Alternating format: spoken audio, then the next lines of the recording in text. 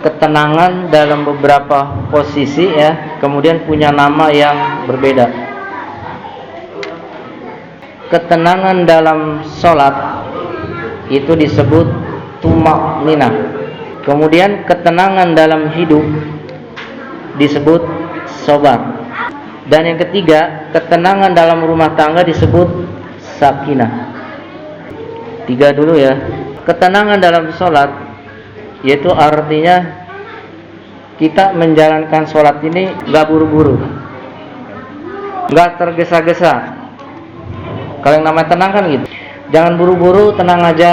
Itu bahasa yang sangat umum ya. Dalam sholat misalnya kita gak buru-buru nih, usahakan dalam sesibuk apapun, karena ketika kita sholat itu bukan cuma menjalankan sebuah perintah kita,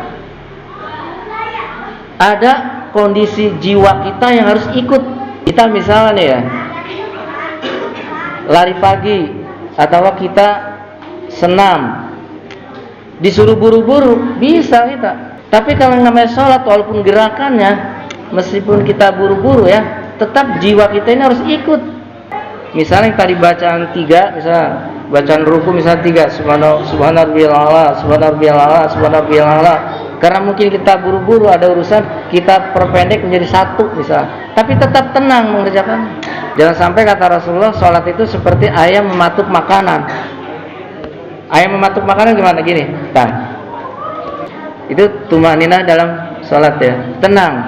Yang kemudian tenang dalam rumah tangga, bahasanya itu sakinah, sakana, berhenti. Seperti kita baca Quran ada tanda syidah, ada tanda sukun. Sukun itu adalah sakana, berhenti sejenak, tenang. Nah, artinya kalau tenang dalam rumah tangga itu gimana? Ya sama juga, jangan terburu-buru, jangan tergesa-gesa itu. Misalnya suami istri, tokoh utama dalam rumah tangga kan suami istri ya. Maksudnya permasalahan anak yang nakal, permasalahan keuangan misalnya, tenang saja gitu. Tenang dalam artian bukan berarti tenang seperti batu. Tenang penuh dengan pemikiran dan solusi di dalam otak. Orang melihat kita kan itu tenang itu dari sikap kita, walaupun hati kita sedang merasa gerusu atau pusing memikirkan ekonomi. Artinya supaya kita bagaimana bisa mencari solusi jalan keluar.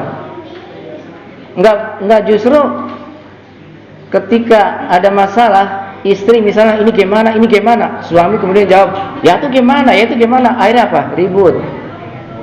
Bukan solusi yang ditemukan, tapi apa? Tadi cekcok, kesonanya berantem, lebih parahnya lagi mungkin cerai. Itu. Jadi tenang dalam rumah tangga itu sakinah. Kita kalau mendengar kata sakinah ya, apalagi kalau mau ada orang mau berumah tangga, pasti doanya begitu. Semoga sakinah, mawadah, warahmah. Semua itu perlu proses, bukan cuma kata-kata sebetulnya. Iya.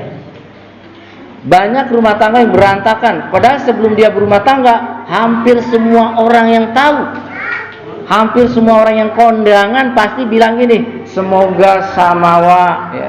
Sakinah, mawadah, warahmah. Harusnya sama rahmah. Itu doanya seperti itu. Tapi begitu rumah tangga lupa dengan konsep itu. Iya kan? Hampir banyak seperti itu ya. Ketika dihantam gelombang ekonomi, keuangan merosot, hutang banyak, hutang karena gaya-gayaan terutama ya. Cekcok suami istri, ribut, nggak ada ketenangan. Bagaimana bisa tenang ya, kalau rumah tangga mungkin tidak direncanakan? Nah itu hadirin ya. Jadi ketenangan dalam sholat tumak-ninah, ketenangan dalam rumah tangga itu adalah sakinah. Ketenangan satu lagi nih ya, ketenangan yang ketiga adalah ketenangan dalam kehidupan. Apa? Sabar. Orang sabar kan tenang. Dan ini bahasa sabar ya, sabar bahasa aslinya yaitu Arab sobar ya. Tenang, sabar, tuh kan gitu ya. Dalam hal apa? Dalam kehidupan. Globalnya begini saja, mengejar kehidupan dunia. Banyak orang dari pagi sampai sore sampai malam mengejar kehidupan dunia, akhirnya sampai lupa dengan tujuan akhir hidupnya. tergesa-gesa mengejar pekerjaan misalnya, sampai melalaikan sholat subuh misalnya ya, berangkat kerja jam 4 subuh jam 4 lewat 30, ini udah buru-buru nih, giliran mau ngejar dunia, dan itu berjalan bukan 1-2 hari, bukan sebulan 2 bulan, sampai tahunan, seperti itu ya kan. Jadi kita dikejar-kejar dunia, sholat, akhirnya sholat gimana? Sholat mah dimana aja nanti, di jalanan juga nggak apa-apa. Seolah-olah kan ini ada bahasa kerendahan ya. Sholat mah dimana aja lah, istilahnya di emperan juga bisa jadi, di jalanan juga bisa jadi. Tapi giliran makan, giliran hal-hal dunia, kita itu mencari mewah. Tenanglah, ntar makan di restoran itu, di kafe itu tuh ada, ntar sarapan lah. Itu giliran urusan dunia. Tapi giliran sholat tadi ibadah, entarlah sholat mah di pemerintahan WC di itu aja ada musola. Bahasanya aja udah rendah ya. Padahal dalam Al-Quran apa? Walal akhiratu khairul laka minal ula. Dan kehidupan akhirat itu adalah lebih baik daripada dunia. Artinya apa? Sholat itu lebih penting daripada makan. Artinya gini, utamakan tempat-tempat sholat yang mau kita jadikan persinggahan kita.